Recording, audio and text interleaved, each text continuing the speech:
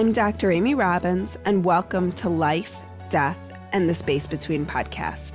I'm a clinical psychologist and medium, and here we explore life, death, consciousness, and what it all means.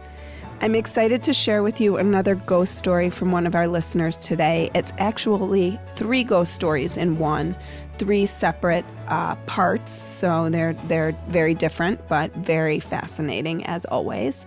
Also, just quick public service announcement. If you haven't had a chance to sign up for my newsletter yet, please head over to dramyrobbins.com and you can sign up there. I've been really beefing up my newsletter to include little tidbits that you can take with you and implement in your life every day, as well as channeled wisdom from what I'm calling sort of this notion of soul wisdom. So head on over, sign up for that, and here we go with this week's ghost stories.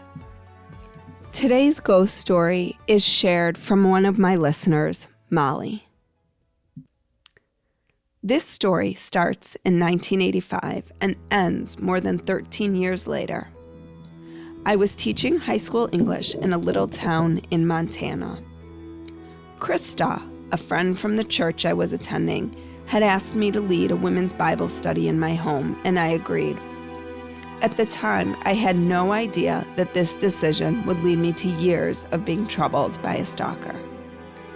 You see, Krista's husband is Muslim, so she attended church alone, and many people didn't know she was married. One Sunday after church, a single man in the congregation asked her on a date.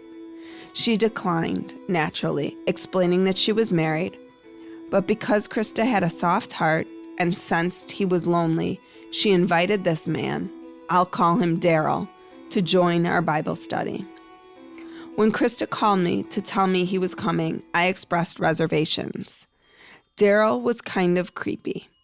I'll never forget her response. Oh, he's okay, as long as he stays on his meds. The next weekend, a few women gathered in my living room. Daryl also joined us. When I sat at my piano to play a few hymns for us to sing, Daryl slid onto the bench beside me. It was very uncomfortable, but as a female in the 80s who'd grown up in a dysfunctional home, I wasn't accustomed to asserting any boundaries. Like Krista, I didn't want to hurt his feelings. Unfortunately, my lack of boundaries led to years of misery. Coincidentally, Daryl's cousin Linda was a paraprofessional in my classroom. She'd run into Daryl not long after the piano bench incident and said he couldn't stop talking about me. He claimed he was in love and planned to marry me. Linda knew he had mental health problems and understood I was totally freaked out. Still, I never confronted him. The Bible study group disbanded after a year or so, and eventually Krista and her husband moved to the Seattle area. However, Daryl's advances did not stop. He would drive past my house trying to peer in the windows, sitting behind me at church, put romantic cards on my car, and send flowers to me at school. I would always return the bouquets and tell her I wanted nothing to do with him. But instead of working up the courage to be direct, I'd just ignore him. On Sundays, I'd stand in the back of the sanctuary with my young son and wait for everyone to be seated. Then I'd pick a seat as far as possible from Daryl. Clearly, my indirect methods had no effect on Daryl. Every month, the church would host a potluck. Daryl would use these to accost me. With a grin on his face, he'd say things like, "Coffee was the way to a man's heart," or ask me to play "Here Comes the Bride" on the piano. His intrusive behavior wasn't limited to church. Daryl lived just a block away, and my windows were visible from his house. Often, not long after our lights were off, the phone would ring. I could hear him on the other end, just breathing. Daryl even invaded my dreams. In one, he was standing outside my house tossing pebbles at my bedroom window. In the creepiest dream, he actually entered my room and sat down on the corner of the bed. The dream was so vivid, so real, I could hear the springs compressing and feeling the bed sinking under the weight of his body. When I awoke, my heart was racing in terror. Years later, when I learned about astral projection, I wondered if Daryl's astral body was actually with me in the room that night. By 1993, Montana enacted anti-stalker laws, so I contacted the sheriff's office. They said they couldn't do anything unless I felt my life was in danger, so I suffered for another year or so. Finally, someone suggested I appeal to the city attorney, who happened to be female. The day after I delivered my letter to her, the sheriff's department issued a restraining order against Daryl. Thank heavens for that woman. Unlike the male deputies, she understood that I didn't feel safe. At last, Daryl got the message. He rarely bothered me again. A few years later, I moved to Colorado. Even though Daryl had backed off, I knew that the anti-stalking order wouldn't be valid outside Montana. I had plenty of friends in that town, but I only gave my new address and phone number to one or two of them. Maintaining privacy in the small town was difficult, and I couldn't risk letting Daryl know how to find me. I'd been in Colorado just 6 months when Daryl once again invaded my sleep. I was back in Montana and went to a friend's house to say hello.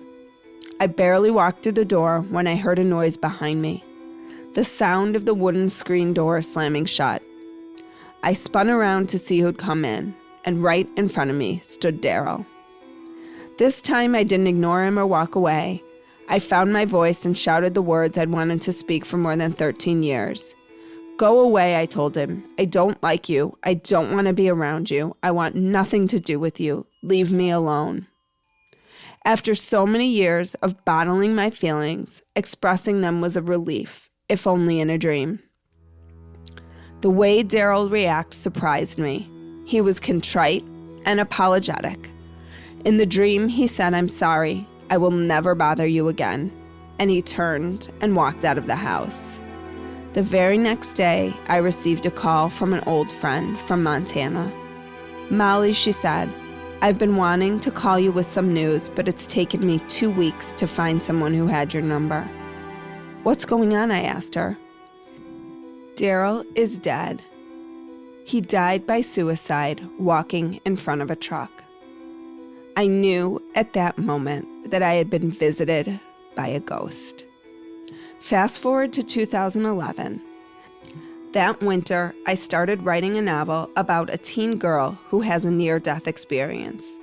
Thanks to Ian's videos and podcasts, I've been able to listen to hundreds of near-death accounts, many of which describe life reviews. During these reviews, souls experience the impact of their words and actions on others. I now believe that this is what I experienced with Daryl. While reviewing his life, he must have realized how much pain he caused and returned that night in spirit to apologize. Like what you heard today and want to hear more? Wondering what comes next and what it all means? Head over to Apple Podcast, Spotify, Stitcher, Google Play, or anywhere you get your podcasts and hit subscribe. Also, if you could take a minute to rate and review my podcast, I would really appreciate it. Stay tuned as we continue to explore life, death, and the space between.